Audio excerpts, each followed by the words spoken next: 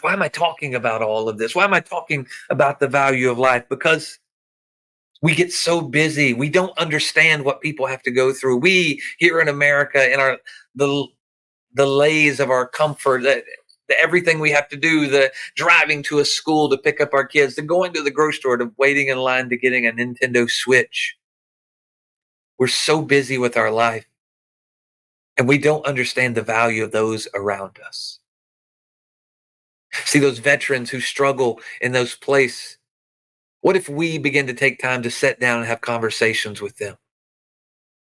What if we just begin to see somebody where they are? See, it's not even that, it's even our young people.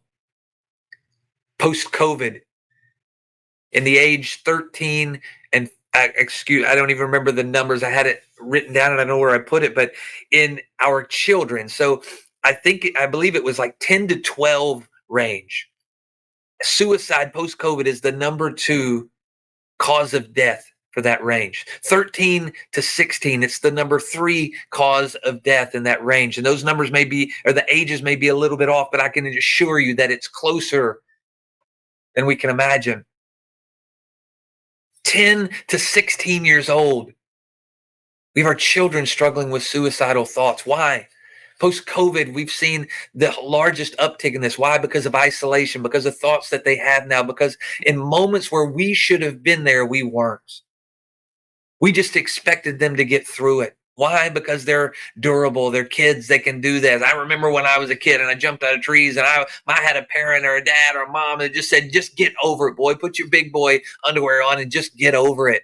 And we developed that hard side of us. And in the midst of all of that, there's still feelings and emotions that we never got to process. But we just tell our kids to do the same things.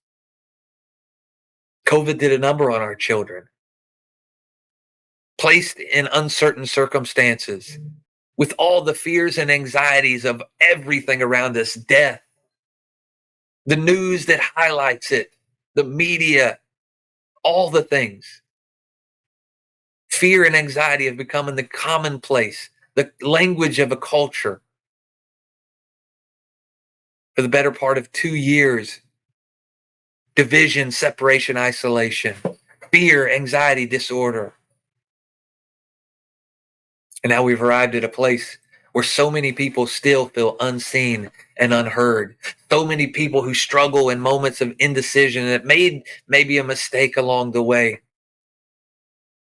The answer for them is in the equation of life. Everything's negative.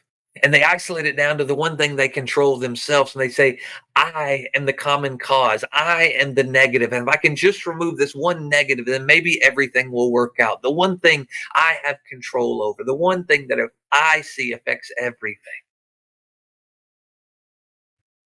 There's so many people struggling in this thought. See, my wife has been to that place, been to the verge of taking her life. I'm thankful today that she didn't, because I never would have known the why. Because she didn't confide in me before, and I was too busy with my own life, ministry, kids, all the things. I can remember back now that I've had the ability to look back and reflect. And because I was busy, because I was doing my own thing, because I expected her to just get over it, I almost missed it. See, I encourage you now in life, begin to build stops in your daily schedule. Be okay with stopping what you're doing when the value of somebody is in question.